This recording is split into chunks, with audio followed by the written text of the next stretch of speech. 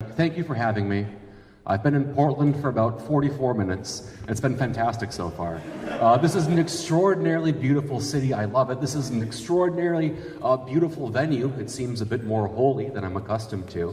I grew up a devout Catholic as a youth, and in Catholicism you taught about the difference between the sacred and the profane, and I'm very happy to serve as a one-person example of that gap right now. Is this better? Is this good? I can't really adjust that. I'm just going to talk the way I talk. I see thumbs up. Fantastic. Thank you so much for having me. My name is Tim Faust. I'm a socialist. I'm a member of the Democratic Socialists of America, and I'm here to talk about single-payer, Medicare-for-All. I've been driving across the U.S. talking to folks about healthcare and healthcare inequity. I think after this talk we'll do a Q&A, and I would love to A any and all of your Qs. But I want y'all to help me in A one of my Qs, right? Because I'll say this in a minute, but I really want and I really need to understand health injustice from the ground up. And so your stories and anecdotes and testimonials are essential to me. Let's do some disclosures real quick. Right now, for a very temporary period of time, I am currently an employee, a computer boy, for an insurance company. Obviously, nothing I say represents them or vice versa. This is just my atonement for participating in capitalism. And if that bothers you, fantastic. It bothers me too. I'm quitting in 3 weeks. And then it's finally all behind me. Also, in the neighborhood of grievances, I have one of America's worst cases of dry mouth. So I've got a big old cup of water, and if I gulp from it really dramatically, just please play along with it. All right, that seems fun. Let's talk about healthcare. I said earlier that I want your stories. That's because healthcare is local. Health disparity is local, right? There's a world of difference between, say, health needs in North Brooklyn and South Brooklyn, or Boston and Birmingham, Alabama, Los Angeles and Little Rock, Eugene and here. And so I want and I need to know more. I've traveled up and down America, I think this is my 34th or 35th state, to understand health inequity on the ground, to understand not just from papers and from articles how healthcare needs manifest, but with my eyes and with my heart. And unfortunately, throughout it all, I've seen so much suffering. I've been welcomed into families who have been thrust into inescapable debt because of complications from pregnancy. I've met the children whose birth caused that debt, who were born into that debt and who will carry it all their life. I've sat with widows and widowers, people who watched those whom they love writhe in agony and out of love spent everything they had in an attempt to ameliorate that agony, and who failed, or who were failed, and now carry themselves in both heartbreak and poverty. I've met folks who were born into bodies that suffer, and I've wept before them as they share with me the depth of the dehumanization forced upon them, whose daily existence is a constant blaring reminder that they are not wanted, and who are forced to make an occupation of begging over and over again for basic help. And I've visited wealthy hospital campuses for wealthy hospital patients, virtual islands in the middle of their cities, and I visited the neighborhoods, mostly neighborhoods of color around them, systematically drained of capital and labor in a dance reminiscent of colonialism. People who, too poor for the hospital, in fact, immiserated by the hospital, suffer and die much, much sooner than people in wealthier neighborhoods, even a few miles away. And I've listened with white knuckles to people, elected people, who have been given the chance to assist those who need them, the opportunity to ease the burdens of their constituents, but have looked at this opportunity and said no, who have time and time again abdicated their responsibility and privileged their own convenience or their own financial reward over a simple moral duty. And over time, I've felt my own body betray me. I've looked at myself in the mirror and seen my own oncoming crisis, and I've paced miles and miles around my city block, fearing the decay of my own temporary able-bodiedness and the wave of punishments for the sin of being sick, in which I, inevitably, am going to drown. Here are the contours of the world American health finance has given us. 1, America spends more money than any other country in the world on healthcare, almost twice as much per capita as the next highest spender, but cares little to nothing about community health, caring little about population health, caring little about that which cannot be packaged and sold. 2, 75% of our spending goes to treat chronic conditions that are preventable, yet nobody footing the bills has really tried to prevent them. 3, our system of for-profit private insurers literally takes money from poor people and gives it to the wealthy. It is negatively redistributive. In 2014, it pushed 20 million people into poverty, or from poverty, into extreme poverty. But it does not do justice to the people I've met to simply pornographize their suffering. It is insufficient to simply recite a litany of human pain. I am here to honor those who have shared with me their suffering and the long, long hope that we, together, can build the better world in which nobody needs suffer as they have. I can't give you a quick fix because there isn't. There is no technical magic by which we overnight destroy this hateful machine. But I hope I can offer you a vision, an aspiration, understanding of the tools by which we, together, build that better world.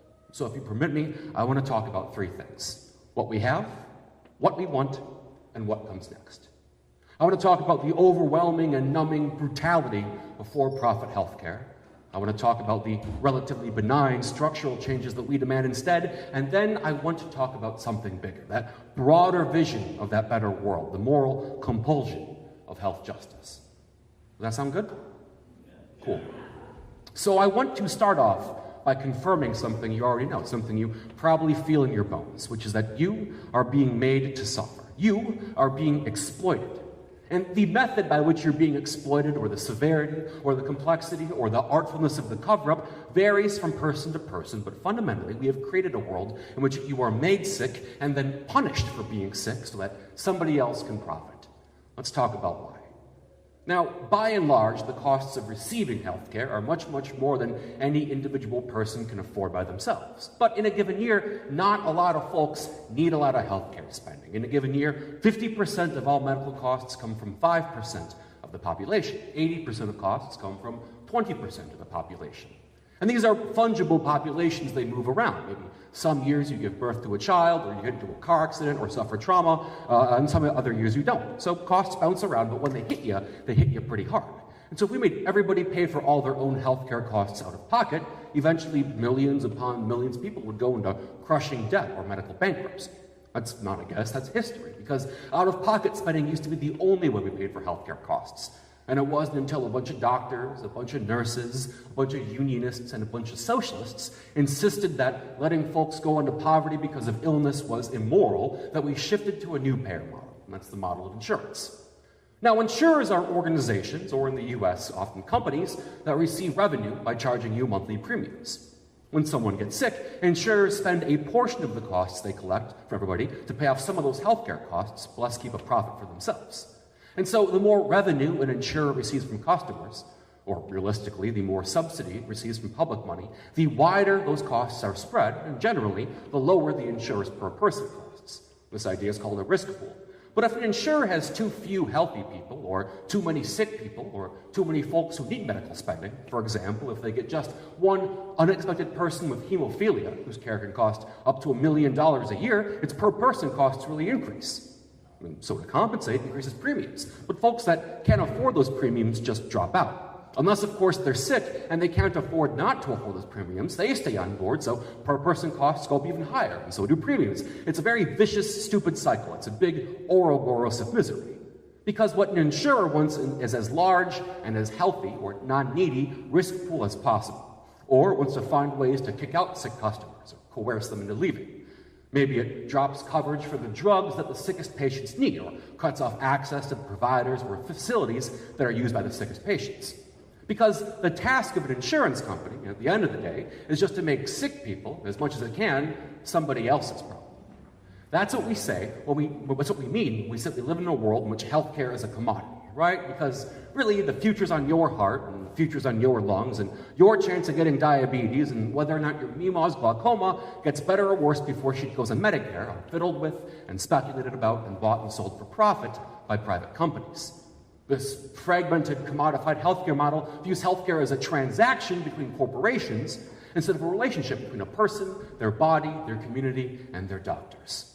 That's perverted. We've just mistaken the profit motives of companies for healthcare.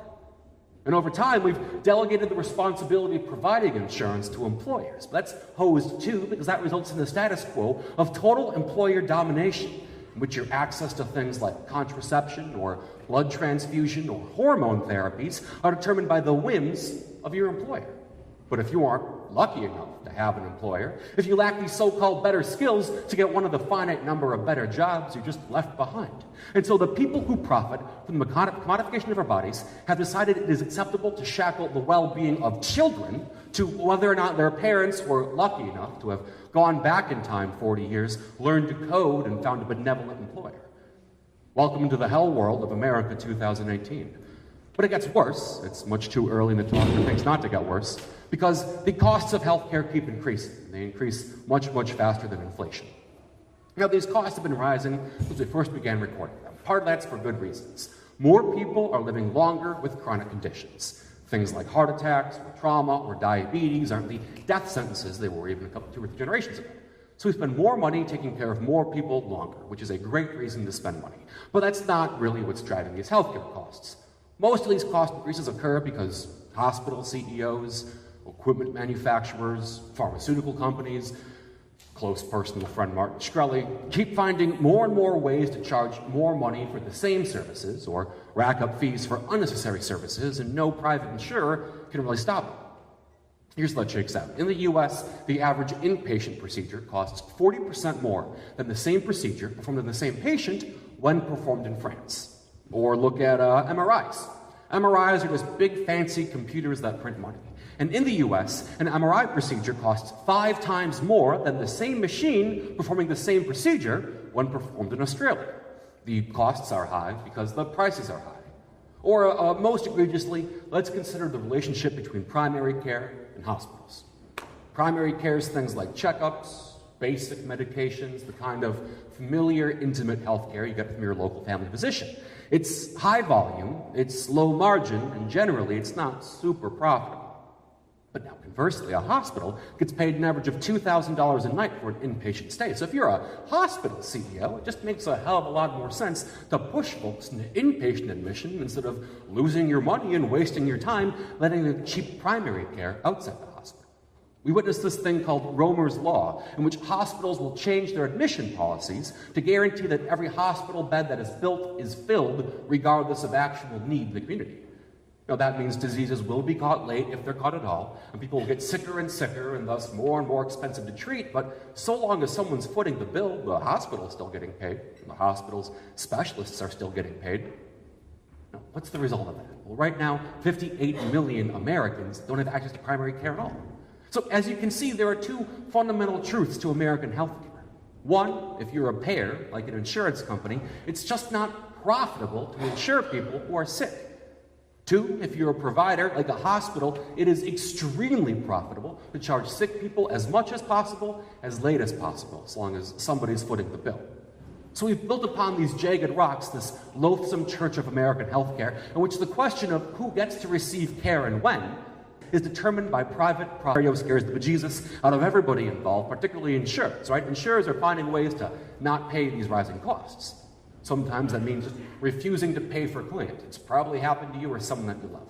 Before the Affordable Care Act, it meant that insurers would just refuse to cover people who were likely to get sick. You know the phrase, pre-existing conditions. But it's still not enough to claw costs down. So we all got together, everybody in America, back in the 1970s, and invented the idea of consumer-driven healthcare. Now, consumer-driven healthcare is the idea that you should make consumers, which is just a libertarian way of saying people, pay more for the costs of their own healthcare. Because once people are on hook for their own costs and their deductibles and their co-pays increase every year, they'll turn them into smart shoppers somehow. And through the power of the free market or whatever, they'll shop around and not get unnecessary or too expensive care. They'll find the cheapest ER in town if they're hit by a car. They'll Yelp their surgeons, and all of this somehow will drive prices down. That's silly. We've just internalized the language of the oppressor. And all this builds an unambitious and honestly pretty lonely worldview of what healthcare is and what healthcare can and should be. It treats being sick or being poor or being able to get pregnant as a character flaw. And that means if you get hit by a car or you give birth to a premature child or you have a heart attack, you're on the hook for your own costs. And if we determine that yours is the wrong kind of suffering and these costs force you into a lifetime of crushing debt or medical bankruptcy so that a hospital, a pharma company, or your insurer can turn a profit, well, tough. It's your responsibility. Healthcare is a matter of personal accountability. That's the brakes. No, this market ideology of consumer-driven healthcare only serves people who seek to extract profit from our bodies. What's worse than that is it doesn't even work, because people who are forced to pay healthcare costs they can't afford just don't seek healthcare. They don't seek primary care. They don't seek preventive care. They ignore that rash, try not to look at that tumor, think away that chest pain. Because we demand they bear the burden of healthcare costs they can't afford, they just watch their bodies turn to time bombs until they have a heart attack at their jobs and leave their kids behind. Well, that sucks. What do? How do you square the rampant increase of healthcare costs with the fact that insuring sick people just isn't profitable? Well, if you're the Democrats, you can collaborate with the Heritage Foundation to offer us the Affordable Care Act, which is, at its core, the massive subsidization of private industry with public money. The ACA is a big bargain, a big plaintive wail. Please, please, please, how many billions of dollars do we got to give you so you stop taking sick people off their insurance plans? Now, the ACA, of course, had its successes, first and foremost among them, the expansion of Medicaid. In places where Medicaid was expanded, we saw a 6.1% reduction in the mortality rate. That's 11.1% among communities of color. We understand why. These are folks that have been systematically, if not violently, denied access to health care in the first place. So even the relatively meager expansion of Medicaid does a hell of a lot to help folks get essential care when they need it. But it's not enough. Because at the end of the day, costs keep increasing, quality of care stagnates or worsens for the most vulnerable among us, and 31 million people are still uninsured. The ACA has failed in its pursuit of health justice. And there are consequences for that failure. Because among so-called developed countries, it is America that is the most dangerous place to be sick. Among peer countries, America is the most dangerous place to be black. It is the most dangerous place to be pregnant, with the highest maternal mortality rate of any first world country, of which 60% are entirely clinically preventable. America is the most dangerous place to be a child, the most dangerous place to be a woman, the most dangerous place to be gay, the most dangerous place to be trans, the most dangerous place to be old, and one of the most dangerous places to be disabled. Last year, life expectancy at birth fell for the first time in almost 30 years by 1/10 of a year. Across the 4 million people born last year, that's a theft of 400,000 years. But a funny thing happens when you look at the data more closely. And you know precisely what I'm going to say. It is woven into the American fabric. When you look at the data more closely, you understand all this danger only exists if you're poor. Because rich people are all but exempted from these problems. Men born in the wealthiest fifth of Americans get to live 15 years longer than men born in the poorest fifth. Among women, that gap is 10 years. America has refused to recognize the essential dignity of being human, and in this refusal, it has caused mass suffering. This is an act of war. This is the terrible secret of American healthcare. This is the fundamental American illness. They are killing us and robbing our corpses to foot the bill. Now this big, stupid, multi-payer, profit-driven Rube Goldberg machine of American healthcare is failing us today, and left unchecked will collapse tomorrow. That is incontrovertible. It will collapse. So we demand something different. We demand a federal, universal, single payer. Yeah, hell yeah.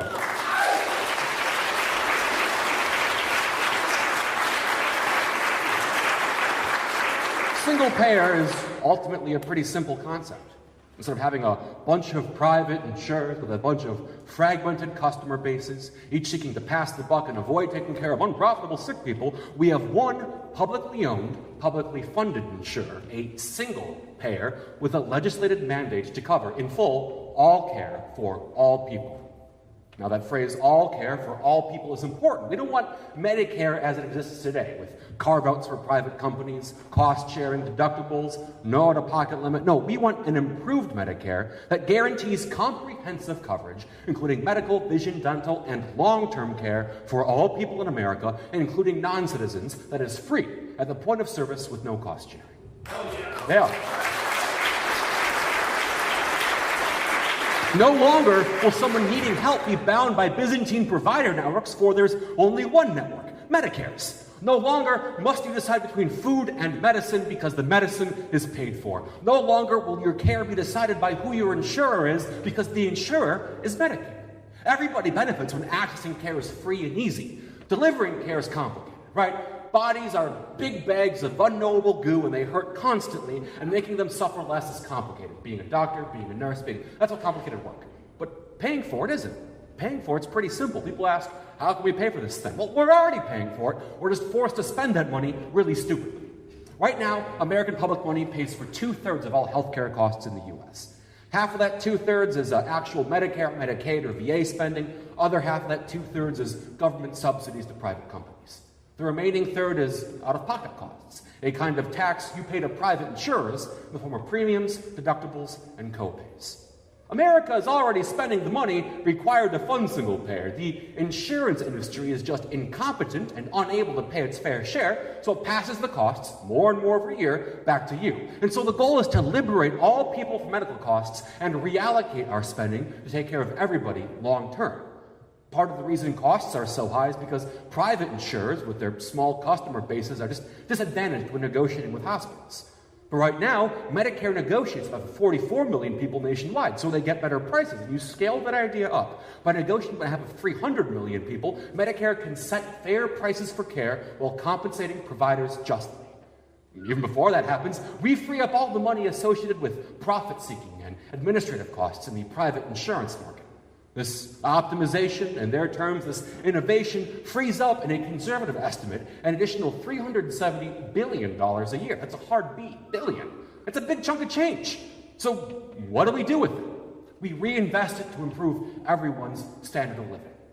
We build or reopen primary care clinics in rural areas. We fund community health centers in poor neighborhoods. And most importantly, we return the money to the people who do the work. Take, for example, home health aides. Y'all know home health aides? Ever have home health aides?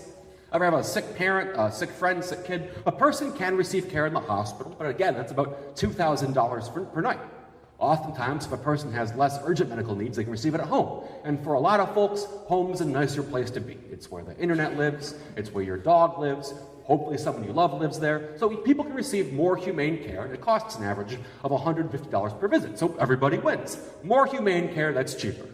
Well, everybody wins except for home health aides themselves, because nationwide, for this essential care, they're paid an average of only $11 an hour. So we can allocate this money to do what the private market refuses to do, which is pay fair wages for essential care that helps everyone. Let me give you another example. Yeah, hell yeah. Let me give you another example. I visited a hospital in Little Rock, Arkansas. Little Rock is one of the diabetes capitals of the U.S., and you leave diabetes alone too long enough, it turns into things like cardiac heart attacks. So people from all around the county came to this hospital to seek care for cardiac failure. But over a quarter of them will be back in the hospital within a couple of weeks. Now, that's obviously not good. And so this hospital, which was getting penalized by Medicare for having a high readmission rate, decided to try to bring those rates down. Now, who do you think affects readmission rates after a heart attack? Is it the cardiologist? Is it the surgeon? Is it the pacemaker itself? Maybe it's the $20,000 data package so nerds can monitor pacemaker metrics.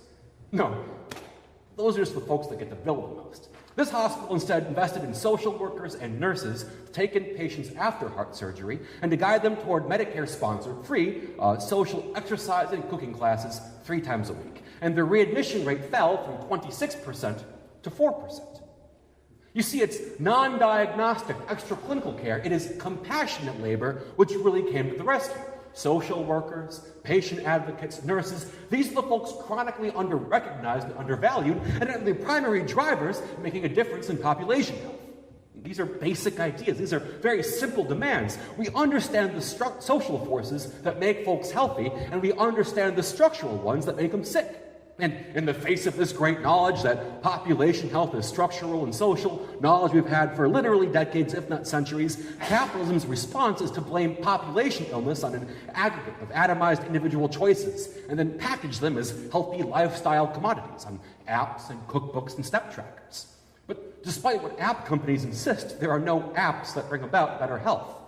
A How to Survive on $4 a Meal cookbook doesn't do anything for folks that only have $4, if that, per meal. Programs that penalize you for going to the ED at the wrong time don't do shit to make you healthier outside the hospital.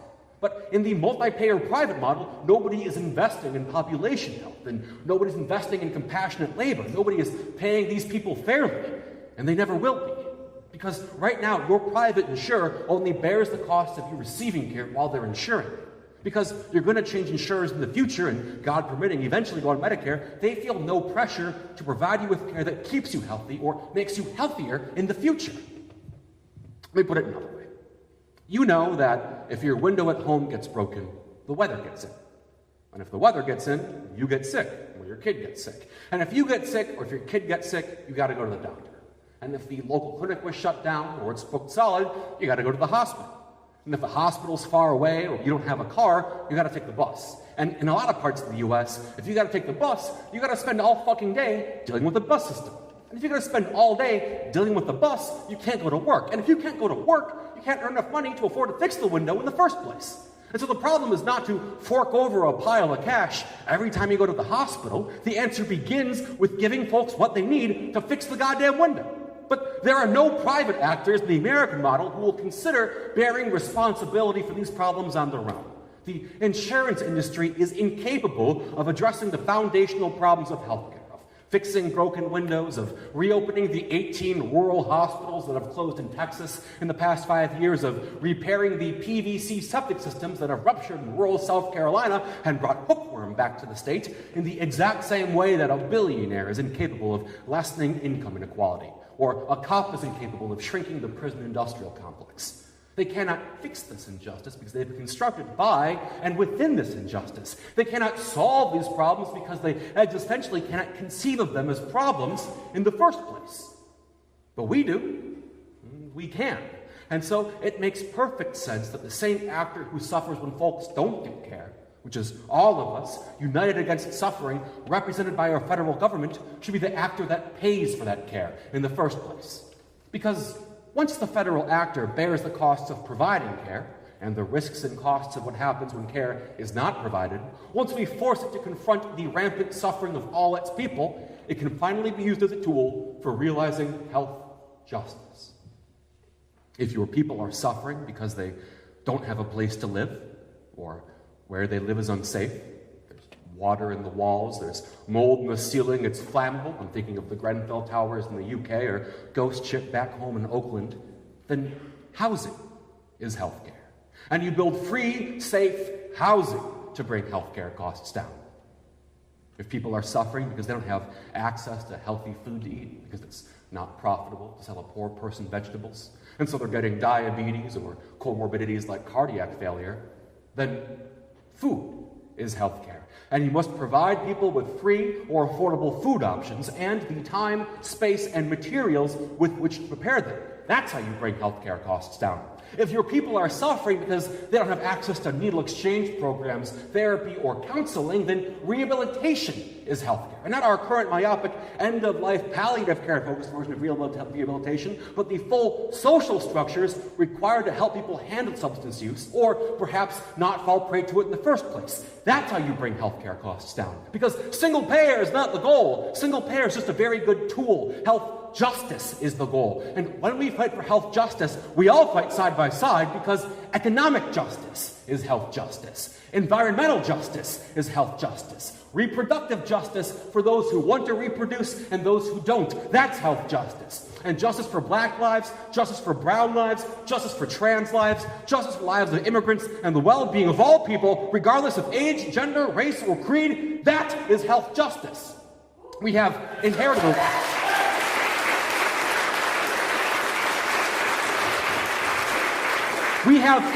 a world in which your permission to receive healthcare, capital's allowance, you can be safe in your own goddamn body, is dependent upon how much a corporation can extract a profit from you.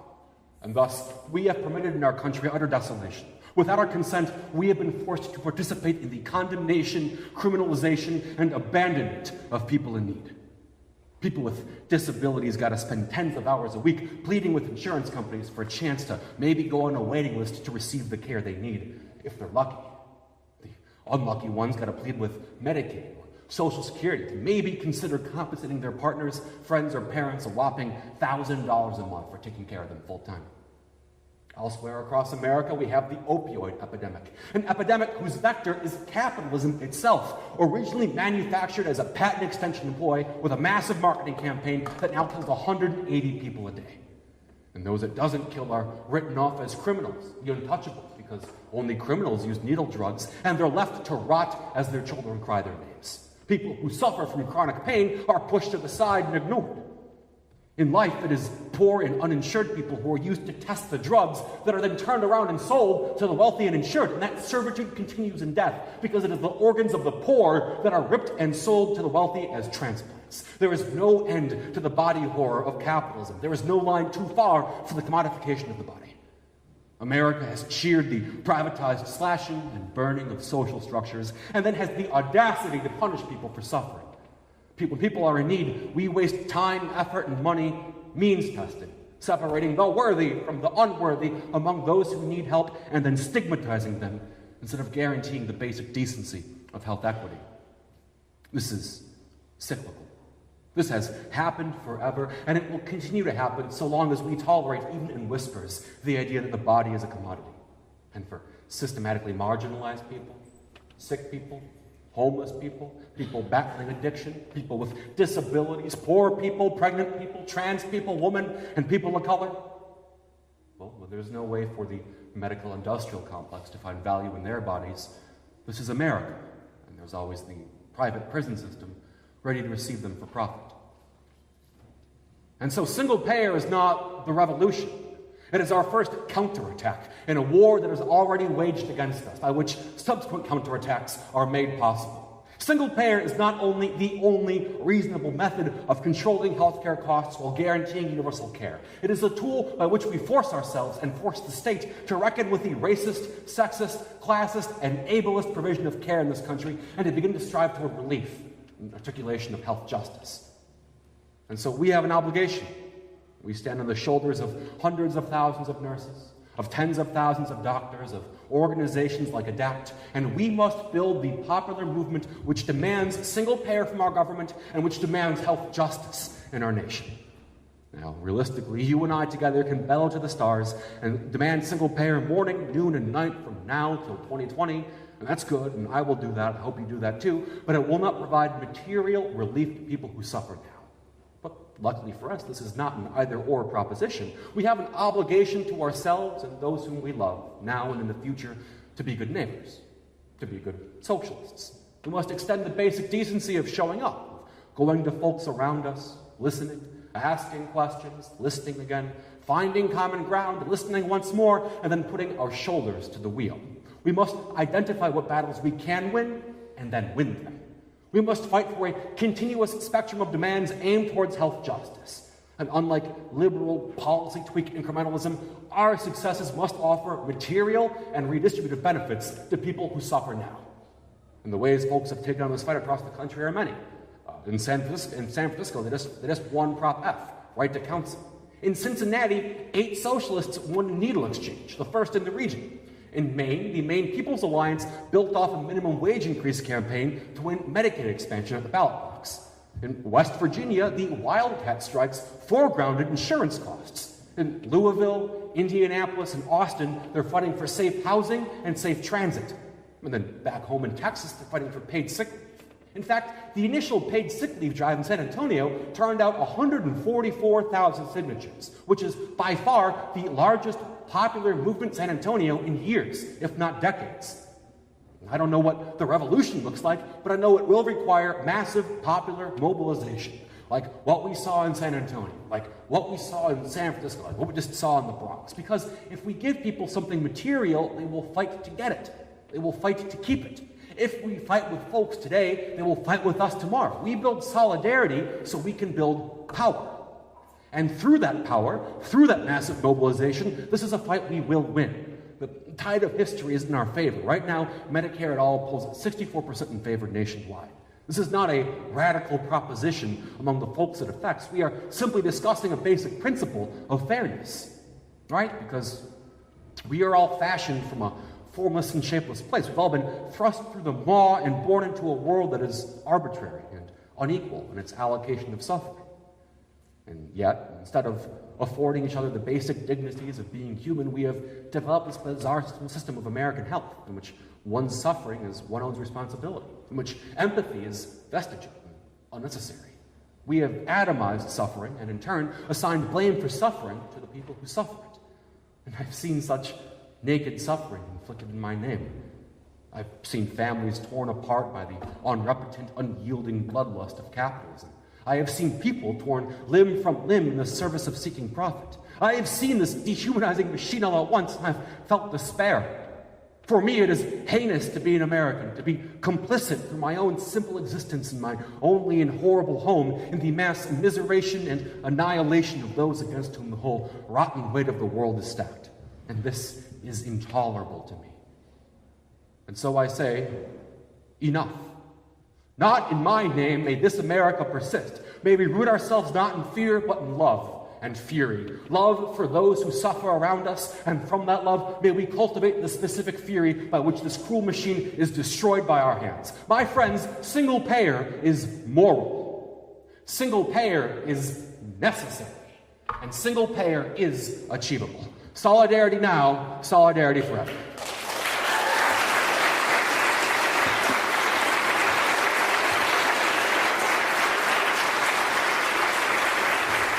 Thank you.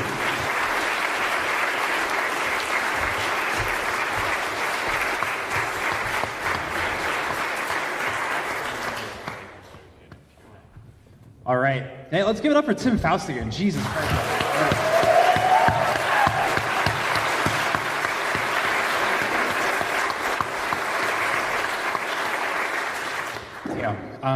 I'm not even sure how to follow that up. So really quickly, that was a beautiful speech, Tim. Thank you.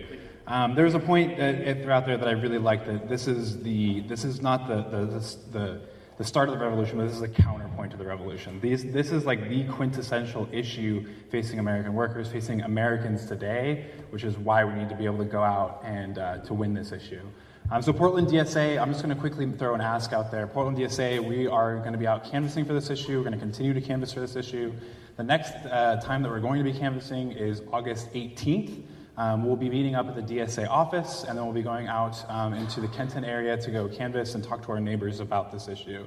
As Tim put, the only way in which we're going to win this issue is if we go out and have conversations with folks about this. The insurance companies are not going to fucking let us have this. They're going to continue to throw dollar after dollar after dollar at our legislators to try and prevent us from getting to this system. The way in which we build power around this is by building power in people, by going out, by listening to them, listening to their stories, sharing stories of our own, and then building power and asking them to join us in this movement. So that's the ask. Come out August 18th. We'll be meeting at the DSA office. Come canvass. And if you come out and canvass and decide it's something that you really love and enjoy, I would love to give you the tools to be able to host your own canvass. Because ultimately, if we want to have the most amount of conversations with our neighbors and with our community members, the only way in which we're going to do this is if we exponentially grow it. Everybody in this room could come out and canvass for one day, but if everybody out in this room got 5 of their friends that are not in this room and took them out and canvass, we would have that many more conversations. So again, thank you, Tim Faust. We're going to take a quick break and then we'll do Q&A, but thank you again.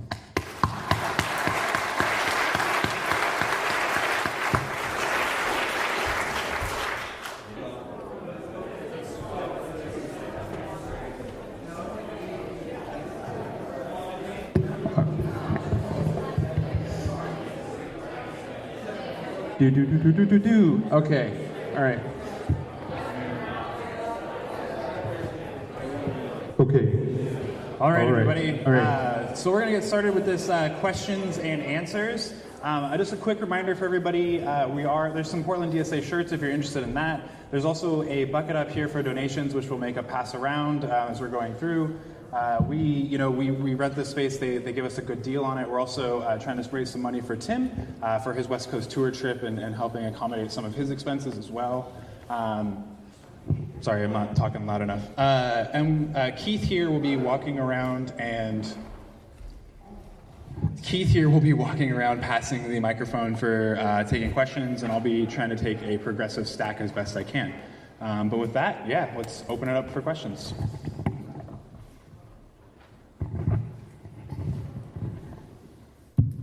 Who's got cues? I'd love to A some.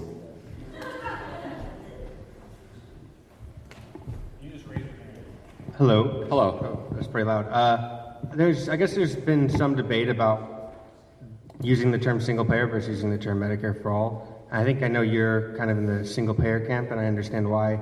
And I guess DSA nationally chose to go with Medicare for all, probably based on polling or whatever. But could you just speak on that kind of?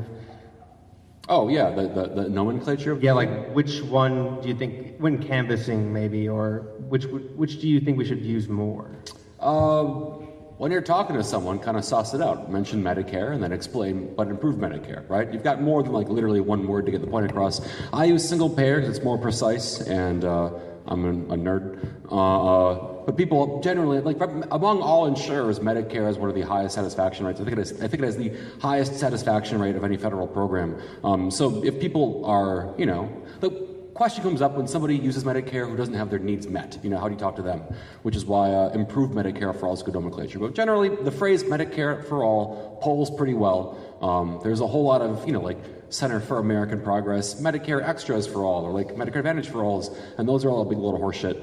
But when you're talking to somebody, suss it out. Figure out what they're familiar with. If they're an elderly person, explain improved Medicare for all. If they're a person who's not in a federal program, maybe say Medicare for all. But I don't know. You've got a little more time to suss somebody out and kind of ID the right nomenclature when you're talking to them. You had mentioned that you did some work in Maine, and I went to school in Maine. I lived there about a decade ago, and I remember at that time they had the ill-fated Dirigo program. I don't know if you remember that. It was, so you may not know, but it was supposed to be with the goal of, it was sort of, in much the same way that Cover Oregon ended up being an epic fail. It was supposed to be a partnership between the state and Anthem Blue Cross Blue Shield, who basically had a monopoly on private insurance in Maine. It helped a few people, like the ACA, it helped a few people, but fell very, very short of its goals, and it was set up to fail. So I was wondering if you were familiar with that program. What's it called? It was called Dirigo, which I believe was a Latin term. I believe it was the state motto of Maine. All right, I'll look that up. I only know Latin from the Latin Mass. Okay. I think it was so ill-fated, it's probably kind of obscure at this point. We could talk about that, because fundamentally, whenever you build a healthcare solution that involves subsidizing private companies, not kick folks off, it sucks. Let me give you an example. There's this idea that maybe the U.S. could do the German model or the Dutch model, in which there's multiple private payers that are tightly regulated. Well, those don't make sense in the U.S. One, the German approach to regulating private companies is way different than the U.S.'s. I think every board of directors has massive union representation and a federal payer there. Plus, these German insurers were set up 120 years ago. It's not a model that works in the U.S. The Dutch model, which is what the ACA was based off of, has 22% of the population unable to access care because they're not wealthy enough. It's got massive coverage problems. But here's a really good example. South Africa is a country which has a federal single-payer kind of thing available. But if you're wealthy, you can take your money out of that risk pool and put it into the private network. There's all kinds of private hospitals and private doctors and people that deal only with private insurance. And here's the result. Only 14% of people are in that private network, and they spend 46% of all healthcare dollars, and they have much better outcomes. The OECD, which is not a very aggressive or bullish organization, called it a virtual reenaction of apartheid in healthcare financing. Anytime you permit a private payer, a private company, a private insurer a chance to kind of squirrel off some of the risk pool and spend it, people suffer, and it all goes to private gain. Australia had a similar example. Australia organizes their care on 5 tiers. Tier 1's things you gotta have right now, like cardiac failure. Tier 5 are things like hair plugs, which are important, but you're not gonna die if you have to wait a little bit. And they found that in Tier 3, which is orthopedic surgeries, they had wait times that were longer than what the population wanted. So Australia had its own little Tea Party insurrection in the mid-aughts, and they focused on this Tier 3 level of care. Oh, well, clearly the federal option option isn't good enough to take care of this, let's privatize it. So they permitted privatization of orthopedic care, knee replacements, hip replacements, that kind of thing. So they got all these private hospitals that would take private money to do private care, and it turns out the outcomes were worse, the wait time was longer, and it was more expensive. The one example we have of anywhere in the world, the continual example we have in every country in the world is that when you fragment the risk pool, when you let private companies get involved in trying to make a profit off of insurance, people suffer.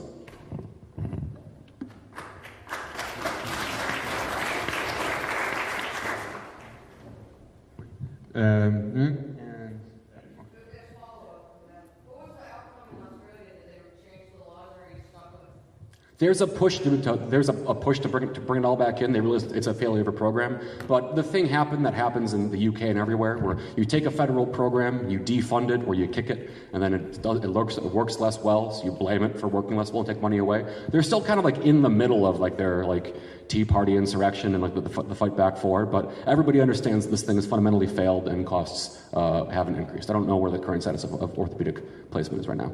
I should find out though. As Medicare-for-All becomes more popular, we're seeing more politicians start to kind of jump on the bandwagon, and I know that there's been a lot of insidious wording tossed around like access to healthcare and some of the wording on Twitter about how healthcare shouldn't be political, and I wondered if you could talk to that a little bit for us. I mean, that's the kind of thing you get to say when you're not at risk, right? Fundamentally, you can build a healthcare solution that is just fine for folks that are wealthy and not very sick, and they'll be fine in that program. It's just like they're doing okay in this one. And that's clearly insufficient because healthcare is extraordinarily political. There's a trend in medical schools where medical schools encourage med students to think of their work as inherently apolitical. Providing medicine is not political. But when there's also a parallel concept called financial toxicity, which is the idea that medical debt or being in debt has a physiological consequence, right? Which is true. And so all of a sudden you've got doctors that have to choose between giving a person the care they need, which puts them into debt, or giving a person a lesser standard of care so they can afford it. And either way, they are being coerced into harming their patients. It's an inherently political act. I think that there's this idea, so like you're going to have your Medicare extras, your Medicare advantages for all, and those are all just ways to carve out private profit. I could walk through them. I should walk through them. There's this idea of a Medicare extra for all in which we can allocate some of this public money towards like a private insurer for a couple of years. But then the private insurer's only job is to appeal only to people that are wealthy or not sick, to find ways to adverse select against having to spend money on people who are sick. Here's how they do that. There's two examples. One, there's a lawsuit in Florida right now about an insurer. So HIV/AIDS is a syndrome which can be treated through a cocktail of some quantity of 16 or 17 drugs. And so there's an insurer in Florida that looked at these drug combinations and decided to make one of them for most possible cocktails not covered under their plan or very, very expensive. Therefore, folks who have HIV/AIDS look at their formulary and say, oh, I can't go into that one, and therefore the insurer is spared from having to take care of that sick person. Or you've got things like narrow networks. San Antonio is a city that has 2 highways, 2 loops, and inside in the southwest quadrant in the narrower loop, you have a massive food desert and an extraordinarily high diabetes rate. Now, San Antonio has 3 endocrinology centers, 2 in wealthy neighborhoods, 1 white, 1 Hispanic, and then 1 in that like rougher diabetic neighborhood. And every insurer only accepts care from those 2 folks that live in the wealthier neighborhood. So therefore, if you live in like the sicker part of town where you are sick, you are encouraged basically through lack of network construction to enroll in that plan. It's just a way that the private insurers kind of shift the odds to avoid getting sick people, so it's pushed back onto the federal payer to soak. These things fragment the risk pool, they harm people, and then the insurer uses things like apps or step trackers or Amazon reward cards to keep people who aren't sick happy until they are sick, then they're pushed off and into their plan. That's the only purpose of like these Medicare extras. Medicare Advantage is a program where we permit private insurance companies to administer Medicare programs. But that's kind of rough because people on Medicare often have high health costs, and if we had to just take them in, it'd be way too expensive for an insurer to profit. So the federal government has a program by which if a Medicare Advantage insurer has a person with diabetes or emphysema or whatever, the federal government will pay that insurer a bonus to keep that person on board, which turns into kind of like a cash for diagnosis procedure. So you have hospitals that, like Montefiore in New York, that build little assembly lines. And you can pump through all your patients, all your customers, or even do it on the phone, and they will find every possible diagnosis they can give that person. In Minnesota, the CFO, I think of Athena Health, became a whistleblower and talked to the Fed saying they were getting an extra $10 billion a year on overdiagnosing or upcharting their own patients. No matter where you turn, you cannot find a private insurer doing a good thing for the right reasons. They only exist to find ways to ferret money out of the federal government and hold sick people hostage as a consequence. So yes, these choices are inherently political. Healthcare is inherently political because many people aren't afforded healthcare. And the determination of who gets to suffer, whose suffering matters, is fundamentally a question of power. And power leads politics. You don't gotta clap. Thank you. So one thing that I've heard from some comrades on the left, and it's not super common, but their concern is that the way to tackle healthcare policy in the United States is not from the buyer side with a single payer or Medicare-for-All program, but rather to address the cost side. And maybe if we're being generous, that looks like, the bad scenario that could happen is that there's like this, single payer apparatus that then is collaborating with providers rather than working in the interests of taxpayers and of people. So I guess I was just wondering what your initial take was off of that and what your kind of like rebuttal or initial response to those concerns is. Okay. Couple of things. One, if you want to address costs, you can do it through the buyer side, the payer side, right? If a payer serves everybody, if it's Medicare for all, it basically has unilateral negotiating power on setting prices. The way it works now is Medicare says, hey, for condition X, diagnosis Y, procedure Z, we will pay you X $1,000 with some adjustments. Hospitals can take it or leave it. And most hospitals take it because losing out on those 44 million people is something they can't afford to do. Hospitals then turn around and they receive lower rates for Medicaid because that's a thing Medicaid can do. And then they increase the cost between 3 and 7 times and charge that to private insurers. And private insurers, who need those hospitals much more than the hospitals need them, can't do beans about it. The payer has a lot of ability to affect costs and affect outcomes. There is a concern, it is entirely warranted, however, to be skeptical of the state, right? The state has perpetuated, if not amplified, the massive miserization of vulnerable people. But what we have right now is we just kind of put all that accountability, we put all this decision-making power in private companies. And no matter how much they suck, you can't vote the Blue Cross guy out of office. You can't yank the Kaiser of Kaiser out of his comfortable CEO chair or whatever. There's no democratic accountability. And so we are attempting to build a program which is accountable to the popular movement, the powerful movement that demanded it, right? Never trust an elected, never trust a federal official as far as you can throw them. But that's why the goal is to build a popular movement that has accountability. But there are things a payer, the payer is inherently antagonistic, unless there's a cartel collusion going on, which happens a little bit in Medicare. I could talk about that. The payer and the provider are inherently antagonistic on prices and outcomes. Here's a good example of that. Appalachian, Maryland is a de facto single-payer province. That single payer is Medicaid. Appalachian, Maryland is a part of the U.S. that we've drained of all its resources, all of its capital, all of its labor, and then punished for, about 40 years. And so there's not a lot of employer-sponsored insurance in Western Maryland. There's a lot of folks in Medicaid. And you have happening in Maryland what's been happening across the entire U.S. at different rates for the past 40 years, where local clinics dry up or are aggregated into hospitals and then canceled because they want to have people go to the hospital for higher money. Primary care providers retire and can't be replaced, or they're absorbed to get into that hospital. So you have one hospital, which is becoming the primary site of service for everybody in that area, and costs are skyrocketing because folks have to go farther to the hospital when they're sick. And that was making Medicaid, which is a combination state and federally funded program, really suffering. Maryland couldn't afford it. So Maryland's Medicaid commissioner, a woman named Shannon McMahon, no relation to the WWE McMahons, had the same fighting spirit and decided to take it to the mat against this hospital group.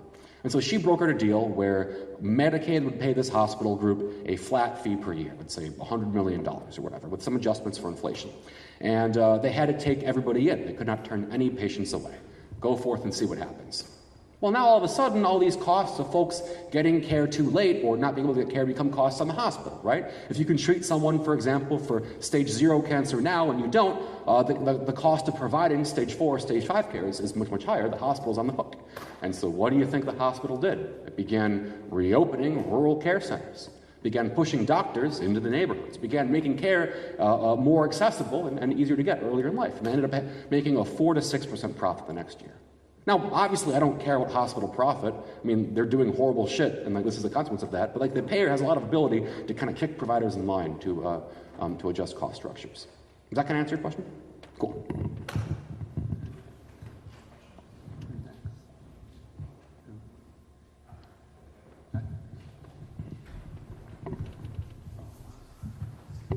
So here in Oregon, the Democrats generally almost have a supermajority, House, Senate, kind of waivers in and around it.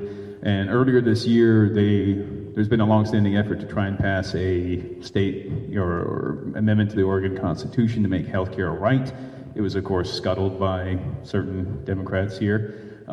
Additionally, we do have what I'd say a pretty squared away senator in Senator Merkley, and then you have Senator Wyden too, who at least I heard him comment once on the notion that along the West Coast, California, Oregon, Washington, would have somehow the potential to form a compact around healthcare for all or universal healthcare of some sort with a partnership between the three states. And I remember listening somewhere to one of your podcasts in the past that you were thinking that any individual state trying to attempt single-payer universal healthcare is very unlikely to work. What do you think is the potential for the West Coast or three states potentially doing that? I think that fundamentally people like Wyden advocating for state-based solutions are just absolving themselves or abdicating their responsibility of fighting for the thing on the federal level, right? Fundamentally, state-based single-payer, hell yeah, they fucking suck. A state-based single-payer program and a federal single-payer program might have similar names, but they're very, very different entities. I'll make it pretty brief. States have been made inadequate to handle the problem of healthcare on their own. Healthcare spending is counter-cyclical, right? If somebody loses their job or they're not working, they're more likely to get sick because stress makes you sick and more expensive than when they're employed. So if you're a state, your ability to raise funds is often tied to income or job taxes. So all of a sudden, when your costs go up and people get unemployed, you have less money coming in. And back in the 80s, all but one state signed balanced budget amendments where they can't deficit spend. So all of a sudden, you've got less money coming in and higher costs, and you either got to cut the healthcare program, cut education, cut infrastructure. If you're Wisconsin, you can cut all three. And it's like a self-poisoning complex. Now, on the federal level, you don't have those problems. One, we sign blank checks for total war constantly. We have the money to do it. Two, the federal state can deficit spend. Even noted progressive luminaries like Alan Greenspan have admitted that if Medicare or Social Security, wherever at stake, we can just spend it into existence. Not a single program. These things aren't the same kinds of beasts. So when Wyden, when Pelosi, when Schumer said we should leave this thing to the states to figure out, they know that one, states can't pass these programs on their own. Also, there's a lot of federal roadblocks to a single payer. They're just abdicating the fight. And that means that when state-based single payer fails in Vermont or fails in Colorado, it lets these folks point at it and say, well, not worth fighting for on the federal level, which is utter horseshit. They're different programs. As far as a statewide concord, no, I don't think that works. You would require a legislative act to exempt these things from ERISA, which is self-insured. It would require CMS, which is an executive branch office, to approve a reallotment of Medicare grants, which they won't do. That's Trump-controlled, and there'd be a lawsuit at the Supreme Court. So I think there's so many obstacles in the way of state-based single-payer that it is not a tenable or viable program. And people like Wyden are just washing their hands of trying to do something meaningful on the federal level.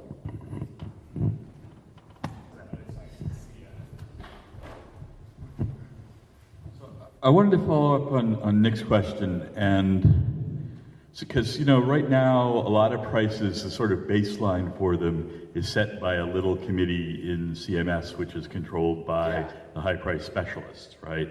And so part of our skewing towards late-stage, expensive specialist care instead of health promotion and prevention and basic health to keep you from getting sick. It's because actually of a committee that's in the current Medicare system. So is it time for our movement to start building a capacity to analyze that kind of thing and develop a project to hold them accountable, to change that when we get Medicare for All? Or are we just still really in an agitating and educational kind of phase, in which case I might make an argument for pursuing the single, in fact I do, work with Healthcare for All Oregon, that there's, a thing we're doing, organizing all around the state that can go to promoting the federal level as well. But where are we in terms of agitation and education versus actually needing to have the capacity to hold the system accountable. Cool. I want to talk about that committee because it's cool as hell and it's awful. Let me try to answer your question first. I think fundamentally our job is not to build a policy, but to build a popular movement that demands an ideology of health justice for all people, right? If you invest too heavily in a candidate or a policy, at some point that candidate will fail. The policy will not pass. And what happens to your movement after that? How do you build a thing that endures? I think that building a movement that is based off a relatively simple concept, all care for all people, is how you build that mass popular mobilization. It is a material reform that affects people like imminently, physically, viscerally. And I think like our job as a movement is not to get obviously, like, specific policies make a big fucking difference. Right now, Sanders' bill and Ellison's bill are both inadequate bills, and neither of them are good enough for the single-payer state program that we need. But getting, I think, when you're organizing a mass movement, when you're trying to win material gains, when you're trying to like win things locally and then nationally, I think getting bogged down in like exactly how a policy thing works for the purpose of mass organizing might turn people away, right? Single payer, like the idea that you were being exploited and here's a way to remove that exploitation to lessen your suffering, resonates everywhere I've been. I've been in Trump County, I've been in rural Arkansas, I've been in rural Tennessee. Everybody knows that they're being exploited, they're being made to suffer, and offering them a relatively simple pathway towards relief, I think, mobilizes a lot of folks. Now, on the actual policy side, there's a lot of room to discuss cool and interesting things.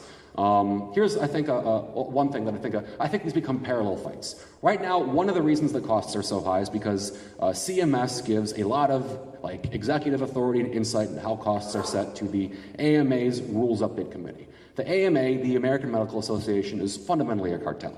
Its first ever act, when it was first created after the Civil War, was to set price floors for people returning home from the Civil War. The first thing they did was drive prices up. Right now, Medicare privileges AMA has a rules update committee in which they offer equal representation to all kinds of providers. So they have one primary care provider and 10 ophthalmologists to represent the 10 kinds of ophthalmology. They have a committee that's fundamentally weighted towards specialists. And so every year they send out like a fucking Google survey to, 10 knee doctors and say, hey, what's up with knee surgery? And the 10 knee doctors say, well, it turns out there's two kinds of knee surgery now. There's a really hard one, it happens half as often, should cost twice as much. And the normal one, slash the price by half. On the face of it, that's revenue neutral, everything's fine. And so Medicare says, well, you guys are doctors, we trust you, they pass it. And then for the next year, every single hospital in the US that does knee surgery only bills at the higher rate. The hospitals are designed to maximize the kinds of revenue they can extract from a payer. Another good example is the idea of physician extenders. Hospitals have a problem with their high-paid specialists, and they only have one of them, right? If you have a cardiologist or a heart surgeon, and that person can bill $10,000, if that person works 10 hours a day, you could only get $10,000 a day from that surgeon. But what if you didn't have to? So Deloitte Consulting, which is one of the major players in increasing medical costs, invented the idea of physician extenders, in which in a hospital setting, so long as that high-paid specialist is within like 20 miles or a phone call, can delegate up to 4 people at a time to perform surgery and then bill at the rate of the higher-paid person. So all of a sudden you've got 4 physician assistants or residents who are performing surgery and get to bill at the $10,000 rate of the card. Like there is rampant abuse and exploitation the entire way through in hospital billing. I think a single payer that is democratically accountable, that is held to the movement, is forced to examine why these costs skyrocket and begin cutting it out. But I think there's another parallel fight, and that's if you are going to med school right now and you graduate and you look at physician salaries, the chart looks like this. You've got a couple of folks making hundos of millions, and then a bunch of folks like primary care providers who are making much, much less than that. Maybe sometimes even less than 6 figures if they're in a rural area. If you go to med school, you're coming out with $300,000 in debt. So you look at this chart and you say, well, shit, I gotta be a specialist. I gotta go into these things. I can't afford to go into primary care or rural care. I met a primary care provider, a really nice 67-year-old woman, it's in Lexington, Kentucky, who was afraid to retire because nobody can afford to move where she works and do her job. So I think a parallel fight that helps bring this down is the fight to make all medical training tuition-free, or offered tuition relief programs. Not just for doctors, but for all healthcare providers, right? Healthcare is a service, like water pickup or trash or electricity. And so we should treat people that want to do that service accordingly. Right now, I think 4/5 of people in med school come from the top income quarter, right? We've built a world which only the children of doctors can afford to become doctors themselves. And of course, that leaves us open to massive exploitation and suffering. So I think you're right. I think an accountable movement is forced to consider these things, but there are parallel fights to the fight for single payer that I think can be realized. A single payer doesn't solve that problem in and of itself. It's a great tool, but it's a limited one. But I believe it offers us the leverage to begin jousting towards these bigger, more complex problems.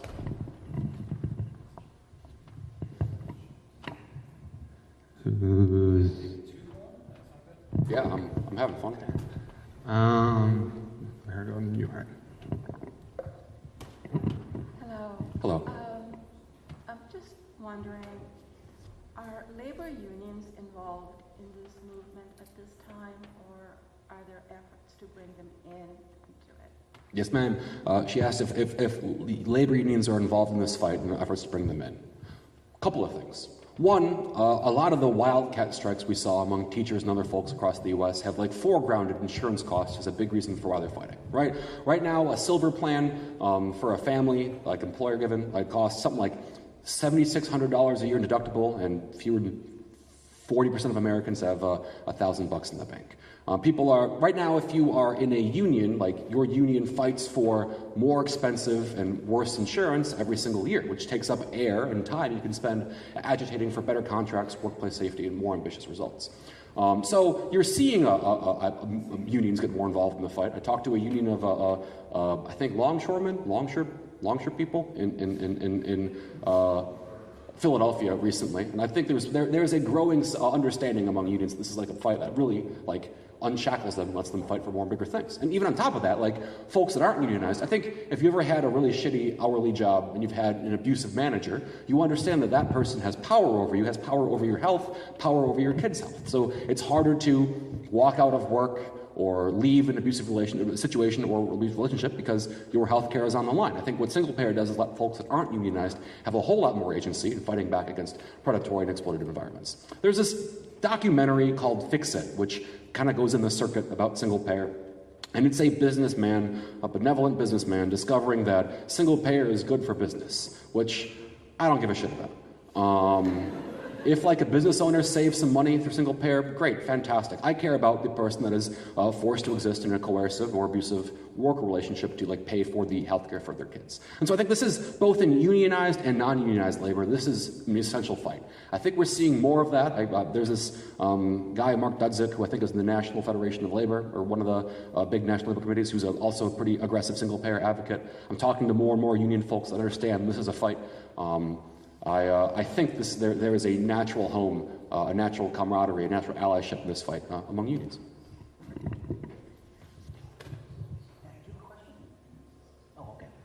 Just quick, once again, thanks for coming out and talking to us and answering all our questions for this stuff. No, this is how I have fun. My question is, I know multiple people here who are currently engaged in, say, private offices or in local healthcare operations. Any suggestions for them to either to try to help things, or maybe is it worth it for them just to, I don't know, openly sabotage or monkey wrench as much shit as possible? So I guess any words of advice, positive or negative, for folks currently employed in the industry right now, if you could? Yeah, that's a great question. Obviously, because I'm being filmed, I won't say sabotage your employer. I have a dog to feed. I think I can offer maybe people that work in the industry a vision of a better world. Right now, if you work in insurance or you work in a hospital, your job is often customer-facing, customer service.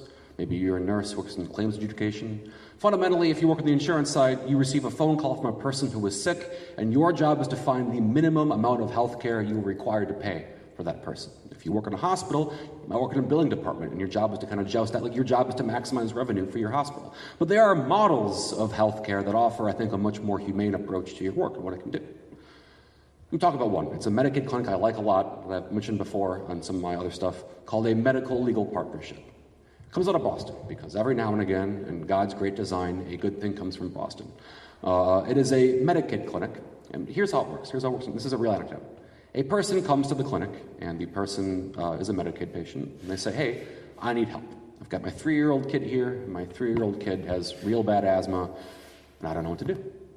And there's a social worker who intakes the patient, and that's important to have a single person do intake, especially in cases of things like domestic violence or trauma or assault, like having multiple folks constantly ask questions can be really, really bad for a patient's outcome. So you have one trained social worker who gently and thoroughly intakes the patient. Says, oh, this kid has asthma, this kid needs clinical care. And so they walk down one door in the building and there's an RN or there's a doctor and they give the kid albuterol and that's great. That's not where it ends. Because the social worker knows there are all kinds of things that contribute to things like youth asthma. And the social worker says, well, what's your home like? And the patient says, I live in a slum in Boston. There's water in the ceiling, there's mold in the walls, I've got a slumlord, I can't do shit about it. It turns out you have a lot of civil and legal protections against things that make you sick, but you only have access to those protections if you can hire a lawyer or if you've got the time, literacy, and fluency to advocate it for yourself. Do you guys know Matthew Lesko? He was in public access TV in the 90s. He wore a big Riddler suit. Free money from the government. His entire, I think he wears that thing in public all the time. His entire John is finding ways the government is going to give you money that it owes you, that you deserve. His entire purpose was finding all the reservoirs of cash to which you are entitled and giving it to you.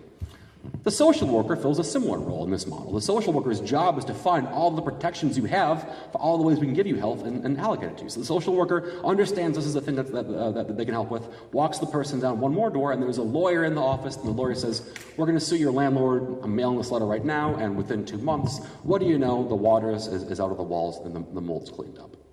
Right now, if you work in the healthcare industry, your job is to find the minimum amount of care required to give somebody. But you can invert that. We are suddenly interested in investing in models that provide all these long-term benefits. Your job becomes not to limit care for people around you, but to be a Matthew Lesko and find all the kinds of care, both short and long-term, to which a person is entitled. You can use your skill set to do good. Which is really compelling. If I could do my job for a single payer, my computer job, I'd fucking do it right now. I'd run out of here and go do it. And then there are other models. There's the idea of the patient advocate. We understand that something like 80% of instances of malpractice occur not because of technical error, but because of cognitive error. It's not like a surgeon leaving a scalpel in a patient, whoops. It's a physician or a resident mistaking somebody who's battling a substance use thing as being drug seeking or attention seeking. It's a person mistaking somebody who has a severe liver problem as being just a drunk. It's more often than not an elderly person of color being pushed away because because they're incomprehensible or hysterical, who then comes back 2 weeks later with a ruptured appendix. These are cognitive errors that that people absorb either through medical training or it's the decadence of being an American and then inflict suffering upon people. We understand how to solve this. It's a model of a patient advocate. Right now, we have this idea that patients should be hyper-literate in their own conditions and able to spar with doctors about it. You should Wikipedia or WebMD what's wrong with you and be able to go toe-to-toe with your doctor and figuring out what happens. We know you can't do that. If you are in pain or if your kid is in pain, you do whatever the doctor says because that's the doctor's job. You delegate this responsibility to that person. But if you put somebody in the middle of that, if you put somebody who's from the area, who looks like the patients the hospital serves, who advocates both as a complement to the patient and kind of an antagonist against the doctor, you get better outcomes. A good example is this, there was this wave of sensation around this idea of transurethral ballooning that happened in the 70s and 80s and early 90s. This idea you could insert a balloon into a urethra and shrink a swollen prostate. But it turned out that thing had side effects like incontinence and impotence and was often because it was a thing available, doctors prescribe it because they like prescribing things. Doctors like doing things to help their patients. But when you introduce an advocate into the model and you tell the patient, hey, we can do this thing and here are the side effects, we can watch and wait, or we can try a third option, patients overwhelmingly chose to watch and wait and see what happened. One, less money was spent because surgery did not happen, and two, the patient finally had informed consent in their own care. Right now, if you're a patient, you're given options you don't necessarily understand. Having a person in the room who helps you understand what you can do and pushes back against the doctor when that doctor rushes into judgment, saves both a lot of money and is much, much more humane. But right now, nobody will invest in patient advocates. It's not profitable. A single payer is a tool by which we can consider investing in these kinds of social work that fundamentally drive differences in long-term health and population health. So if you work in the industry, there is a light. There is a way to do what you do to help people around you. And I can't think of a way we get to that point without a federal single payer. Is that it?